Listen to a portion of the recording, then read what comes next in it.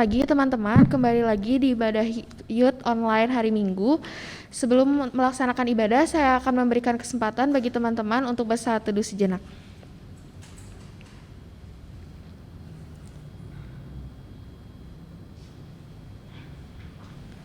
Untuk nyanyian pembuka, kita akan menyanyikan lagu Bersuka dalam Tuhan.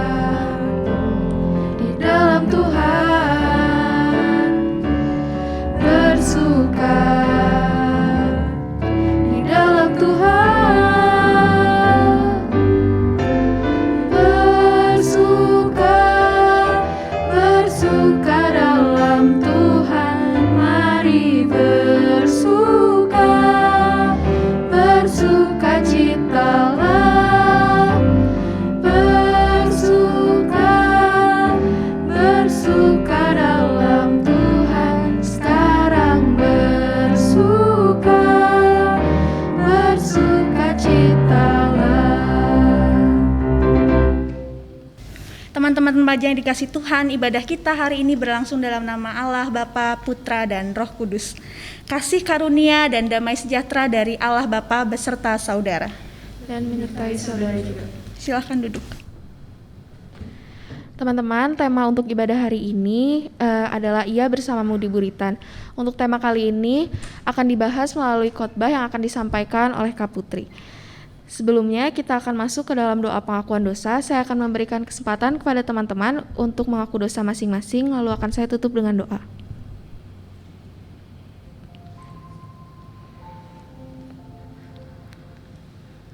Tuhan, terima kasih karena Kau telah memberikan kesempatan bagi kami untuk menghadap-Mu hari ini ya Tuhan. Sekarang kami menghadap-Mu untuk mengaku dosa dan meminta pengampunan atas semua dosa yang sudah kita lakukan selama seminggu belakang. Baik dosa yang disengaja maupun tidak disengaja. Ampuni kesalahan-kesalahan kami ya Tuhan, dan tuntun kami selalu supaya tetap berada di jalan-Mu. Terima kasih ya Tuhan atas pengampunan yang Kau berikan kepada kami. Dalam Yesus, amin.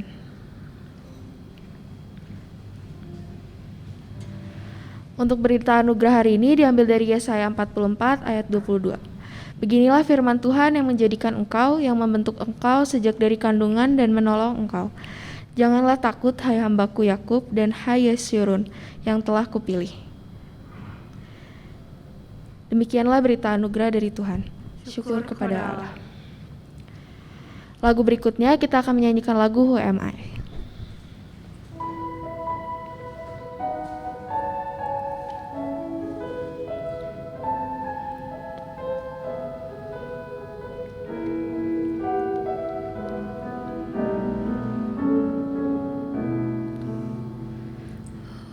am I that the Lord of all the earth would care to know my name, would care to feel my heart?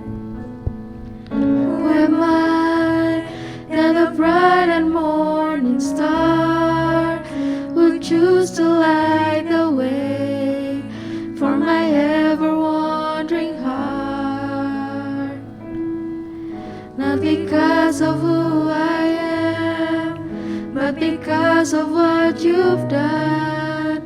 Not because of what I've done, but because of who you are.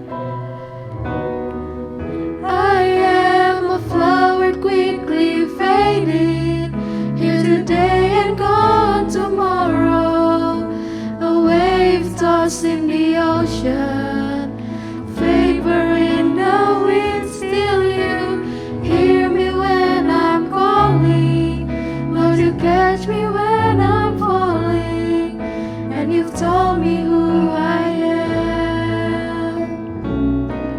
I am yours. I am a flower quickly fading, here today and gone tomorrow, a wave tossed in the ocean, vapor in the wind. Still you hear me when I'm calling, but you catch me when I'm falling, and you told me who I am. I am yours.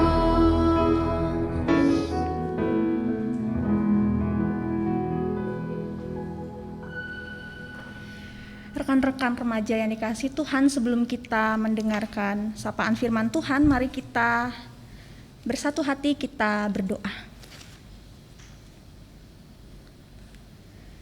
Kepada Allah yang begitu mengasihi kami, kepada Allah yang memiliki masa depan kami siap untuk disapa oleh firman Tuhan.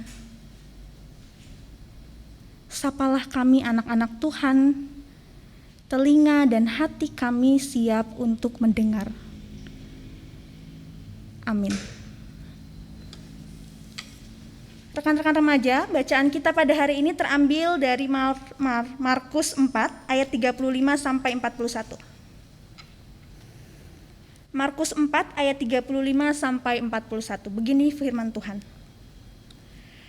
Pada hari itu, waktu hari sudah petang, Yesus berkata kepada mereka, "Marilah kita bertolak ke seberang." Mereka meninggalkan orang-orang banyak itu lalu bertolak dan membawa Yesus beserta dengan mereka di dalam perahu di mana Yesus telah duduk, dan perahu-perahu lain juga menyertai dia. Lalu mengamuklah taufan yang sangat dahsyat dan ombak menyembur masuk ke dalam perahu, sehingga perahu itu mulai penuh dengan air. Pada waktu itu, Yesus sedang tidur di buritan di sebuah tilam. Maka murid-muridnya membangunkan dia dan berkata kepadanya, "Guru, engkau tidak peduli kalau kita binasa?" Ia pun bangun menghardik angin itu dan berkata kepada danau itu, "Diam, tenanglah." Lalu angin itu reda dan danau itu menjadi teduh sekali. Lalu ia berkata kepada mereka, "Mengapa kamu begitu takut? Mengapa kamu tidak percaya?" Mereka menjadi sangat takut dan berkata seorang kepada yang lain, "Siapa gerangan orang ini sehingga angin dan danau pun taat kepadanya?" Demikianlah firman Tuhan. Berbahagia bukan hanya kita yang mendengar, namun melakukan firman Tuhan. Haleluya. Teman-teman remaja yang dikasihi Tuhan, bacaan kita pada hari ini bacaan yang cukup familiar, terlalu biasa untuk menjadi tema, jadi bacaan. Angin ribut diredakan. Menarik, di Alkitab kita, angin ribut diredakan ditulis dalam ditulis 2 kali, yaitu di Markus dan Matius. Namun di dalam Markus ini kisah ini begitu dramatik, kisahnya begitu penuh dengan emosi, dan kelihatannya ini ada sesuatu yang mau diceritakan. Kenapa kok di Markus tuh terlalu emosi ya? Sedangkan di Matius cuma 3-4 ayat. Kalau di Markus itu bisa sampai 6-7 ayat. Nah, dalam Markus sendiri diperjelas bahwa untuk bertolak, untuk pergi itu adalah perintah Yesus. Kejadian ini sebenarnya berlangsung di Danau Galilea. Seorang teolog bernama De Heer bercerita gini dalam bukunya. Danau ini panjangnya cuma 21 km dan lebarnya 13 km dengan angin yang sangat kencang. Saat itu beliau cerita sekitar berapa ya? Tahun 80-an mau ke tahun 90-an dia cerita begini. Saya aja pakai kapal bermotor atau bermesin masih kerasa anginnya. Apalagi dulu Yesus dan murid-murid pakainya kapal yang gak pakai mesin, kapal kecil. Masa ini ternyata masih bisa disaksikan juga di Danau Galilea itu, bahwa ada kalanya tiba-tiba si danau yang sedang teduh bisa tiba-tiba ada ombaknya, terus tiba-tiba ada angin kencang, dan orang-orang yang 100 meter dekat danau itu harus segera mundur karena banyak buih-buih yang berterbangan saking anginnya kencang. Dalam 20 menit danau yang tenang itu bisa tiba-tiba ada ombak, biush. Bahkan wisatawan berkata kalau ini benar-benar fenomena alam. Maksudnya gimana? Maksudnya adalah memang begitu danaunya. Jadi bukan karena cuma Yesus lewat waktu itu makanya ribut. Enggak. Memang danaunya seperti itu keadaannya. Semenakutkan itu situasinya, teman-teman. Nah, dalam Markus 4 ayat 35 sampai 41 ada 2 yang mau saya ambil. 1, murid-murid Yesus sedang menguji Yesus. Jadi teman-teman, kalau di Markus, kalau kita semua mau mundur, itu kita akan lihat Yesus banyak banget melakukan mukjizat. Yesus tuh sengaja minta pergi dari kota itu biar dia bisa istirahat. Karena sebelumnya dia udah melakukan banyak mukjizat. Nah, ketika ada badai tiba-tiba tinggi sekali, murid-murid tuh menguji Yesus dengan membangunkan. Coba mukjizatnya dipraktekin lagi sekarang. Menguji Yesus. Murid-murid sedang menguji Yesus. Yang kedua, murid-murid tidak taat ketika Allah mengutus. Nih ya, udah jelas-jelas Yesus yang bilang, marilah kita bertolak ke seberang. Itu udah jelas. Ketika Yesus mengutus, harusnya gak ada kegentaran. Jalan aja udah. Tapi ternyata murid-murid masih ketakutan di tengah jalan. Dan menurut para teolog ini wajar, karena situasinya sangat menakutkan. Nah, ada satu kata yang menurut kita mungkin rada asing ya, buritan. Buritan itu apa? Buritan adalah satu tempat di belakang nih kayak gini. Nah, buritan ini adalah satu tempat di belakang kapal, bentuknya datar gitu ya, kayak digambar. Nah, buritan ini selalu ada di belakang. Menurut satu sumber saya yang paham tentang kapal permiliteran dan kebetulan menjadi majelis pendamping saya hari ini, 2-3 minggu yang lalu saya tanya ke beliau, buritan itu apa sih? Saya nggak ngerti buritan itu apa.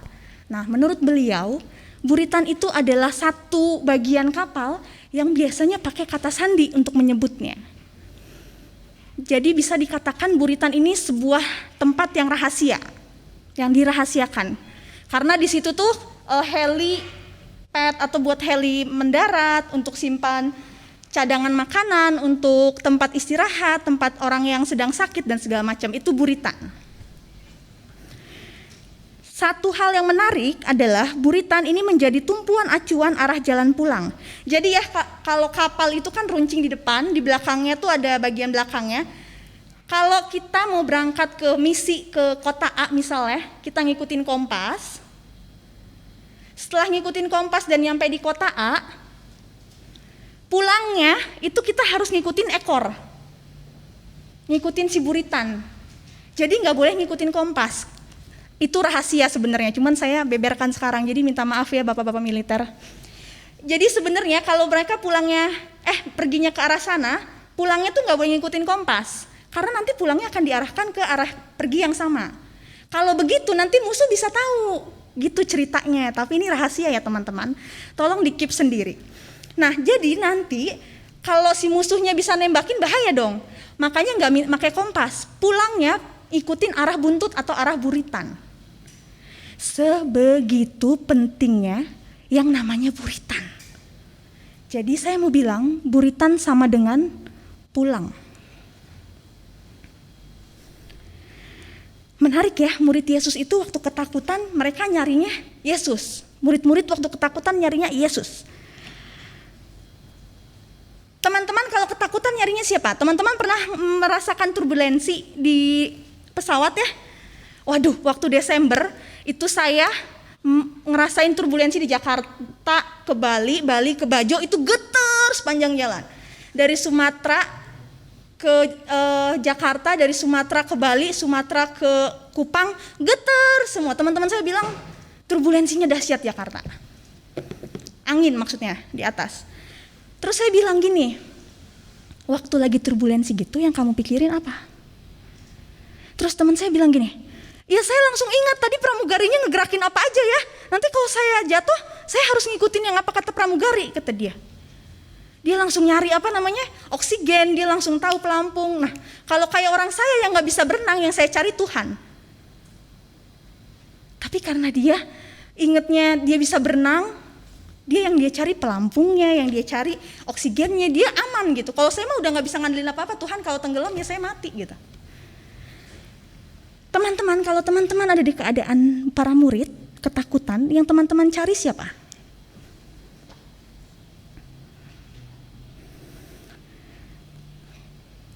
Allah itu yang mencipta manusia.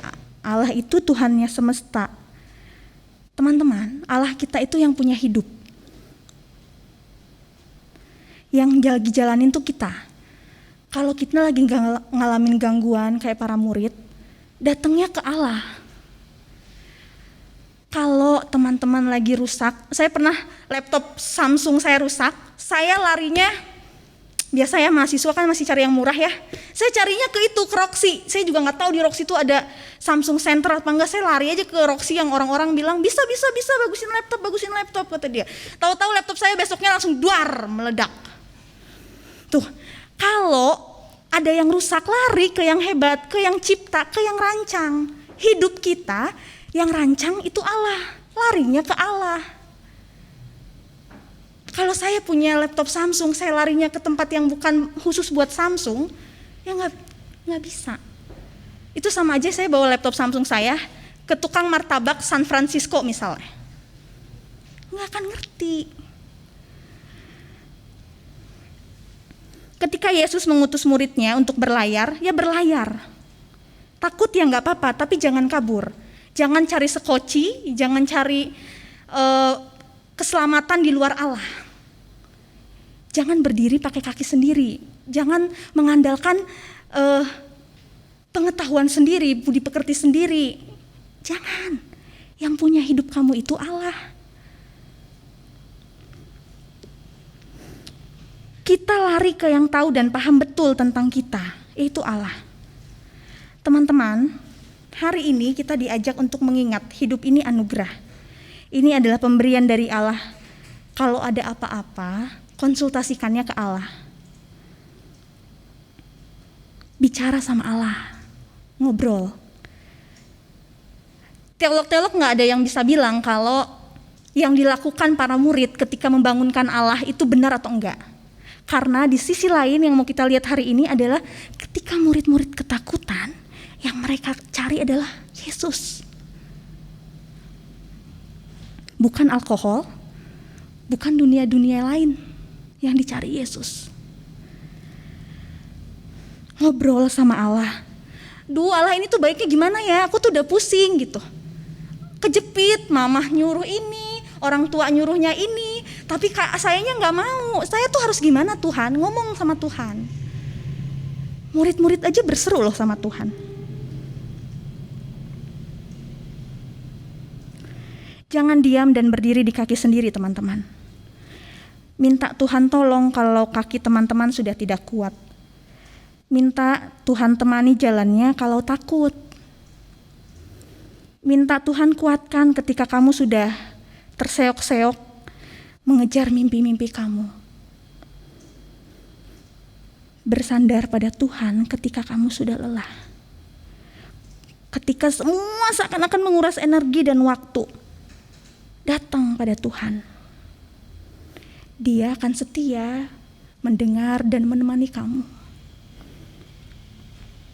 Hari ini ketika universitas yang kita inginkan tak bisa kita capai, ketika kita nilainya jeblok karena selama setahun ini kita gak cukup serius, ketika kita lelah dengan tuntutan keluarga, orang tua, saudara, teman pelayanan, mari datang kepada Allah. Ketika hidupmu sedang mengalami turbulensi atau kapalmu sedang menghadapi badai-badai ombak tinggi, datang kepada Allah seperti yang dilakukan para murid. Jangan lari dari arah, jangan meninggalkan Allah, teriaklah kepada Allah, panggil terus Allahnya. Saya mau mengajak teman-teman untuk membaca Yohanes 14 ayat 13 sampai 14.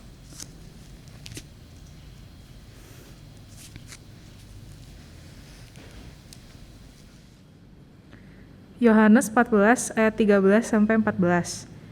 Dan apa juga yang kamu minta dalam namaku, aku akan melakukannya, supaya Bapa dipermuliakan di dalam Anak. Jika kamu meminta sesuatu kepadaku di dalam namaku, aku akan melakukannya. Terima kasih. Teman-teman, lewatin badainya sama-sama dengan Allah, sama seperti murid-murid. Ini bakal selesai. Ini pasti badainya akan selesai, tenang aja.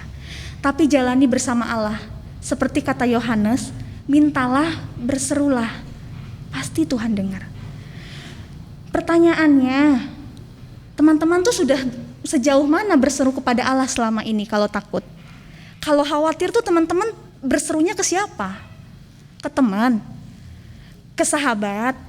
Ke doi? Teman-teman sudah sekencang apa teriak sama Allah sampai teman-teman tuh yakin Allah tuh gak dengar? Seperti para murid dalam ketakutannya, keraguannya, pergilah kepada Allah. Serukan ketakutannya karena bahkan ketika ombak sedang menyerbu teman-teman, sedang menyerbu kita, Allah tetap bersama teman-teman di buritan. Teman-teman, mari saat ini kita bertanya kepada hati kita sendiri. Dalam badai ini, jika bagi kita Allah tertidur di buritan, apa yang harus kita lakukan? Selamat bertanya, selamat merenungi seruan-seruan yang teman-teman sampaikan kepada Allah. Tuhan memberkati. Amin.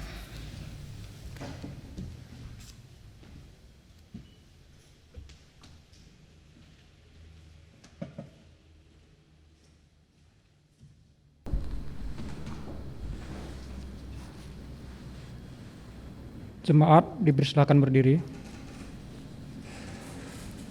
Bersama umat Tuhan di sepanjang abad dan tempat, marilah kita mengucapkan pengakuan iman kita menurut pengakuan iman rasuli. Aku percaya kepada Allah, Bapa yang Maha Kuasa, Khalik langit dan bumi, dan kepada Yesus Kristus, Anak yang tunggal Tuhan kita, yang dikandung dari Roh Kudus, lahir dari anak darah Maria, yang menderita sengsara di bawah pemerintahan Pontius Pilatus, disalibkan, mati dan kuburkan, turun ke dalam kerajaan maut, pada hari yang ketiga bangkit pula di antara orang mati, naik ke surga, duduk sebelah kanan Allah, Bapa yang Maha Kuasa, dan dari sana ia akan datang untuk menghakimi orang yang hidup dan yang mati. Aku percaya kepada Roh Kudus, gereja yang kudus dan am, persekutuan orang kudus, pengampunan dosa, kebangkitan orang mati, dan hidup yang kekal. Amin. Jemaat dipersilakan duduk kembali. Rekan-rekan remaja yang dikasihi Tuhan, mari kita bersatu hati, kita menaikkan doa syafaat kita kepada Tuhan. Mari kita berdoa.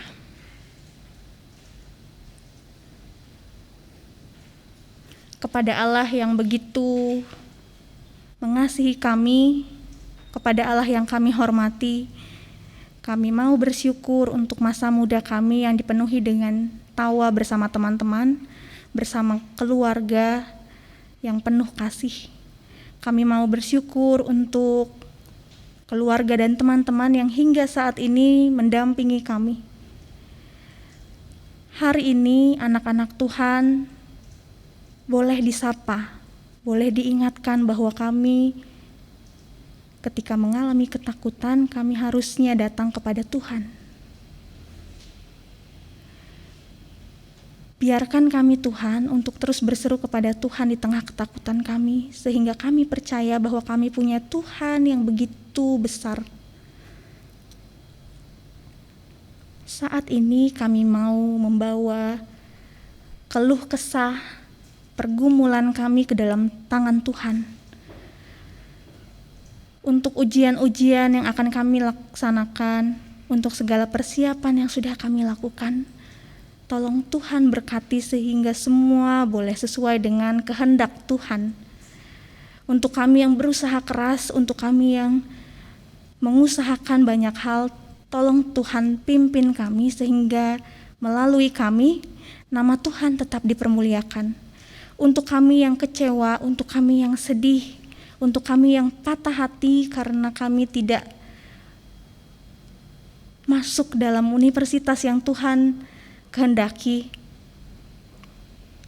tolong Tuhan kuatkan kami, temani kami sehingga di masa-masa sedih kami masih mampu untuk berharap bahwa masa depan kami sungguh ada.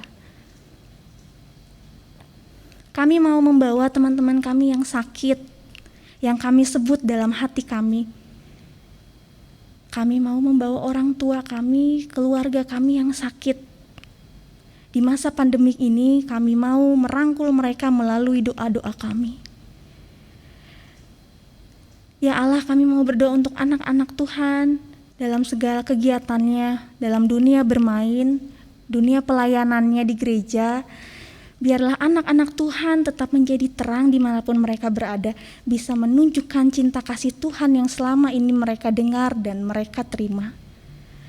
Kami mau menyerahkan masa muda remaja GKI Taman Cimbunut dan pemuda ke dalam tangan-tangan Tuhan, sehingga masa muda kami boleh persembahkan untuk Tuhan. Terima kasih Tuhan yang mengasihi kami telah berdoa dan mau menyerahkan hidup kami. Amin.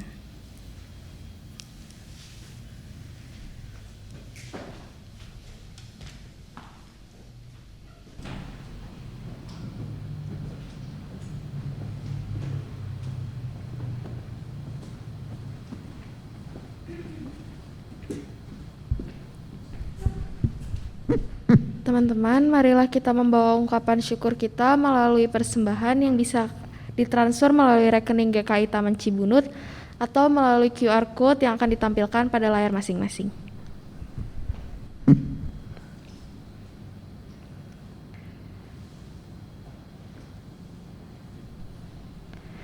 Marilah kita berdoa. Tuhan, terima kasih atas berkat yang Kau berikan sehingga kami masih bisa berkesempatan untuk memberikan persembahan bagimu. Tuhan, berkati persembahan yang sudah kami berikan sehingga bisa bermanfaat untuk memuliakan nama-Mu ya Tuhan, dalam Yesus, amin. Sebelum kita masuk ke lagu penutup, saya akan memberikan apa yang saya dapatkan dari khotbah dari Kak Putri tadi. Jadi dari khotbah tadi yang saya dapatkan, kalau kita merasa takut, jangan takut untuk selalu kembali dan minta pertolongan kepada Allah, dan jangan lari untuk meminta pertolongan dengan cara lain karena hidup ini adalah anugerah dari Allah. Untuk lagu penutup, marilah kita nyanyikan lagu Lingkupiku.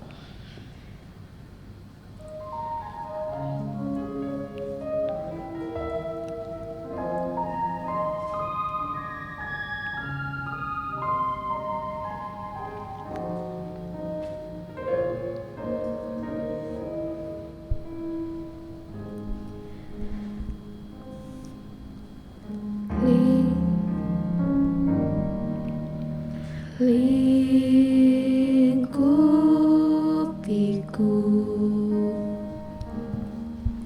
dengan sayap-Mu,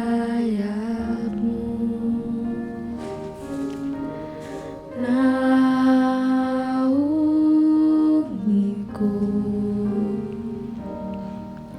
dengan kuasa-Mu di saat badai bergelora. Kau akan terbang bersamamu, Bapa Kau Raja atas semesta. Ku tenang sebab Kau Allahku.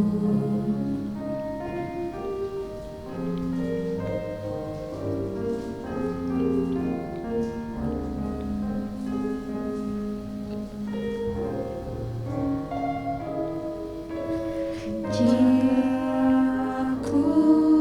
tenang dalam Kristus. Lihat kuasa-Nya dalam keheningan. Di saat badai bergelora, ku akan terbang bersamamu, Bapa Kau Raja atas semesta. Ku tenang sebab Kau Allahku. Ku tenang sebab Kau Allahku.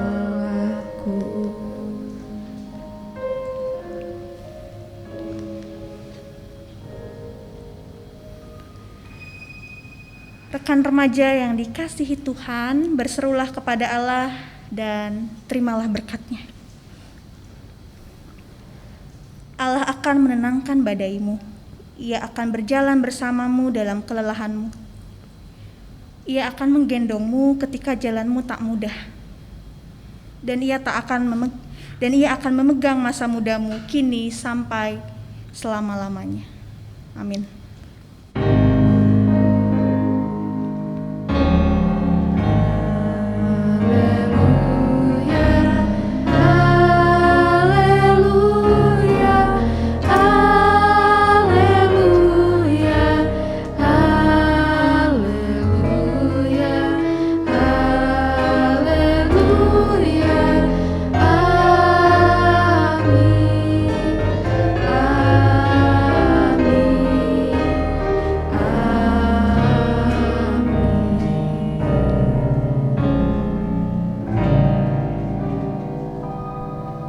Teman-teman dipersilakan untuk saat teduh sejenak.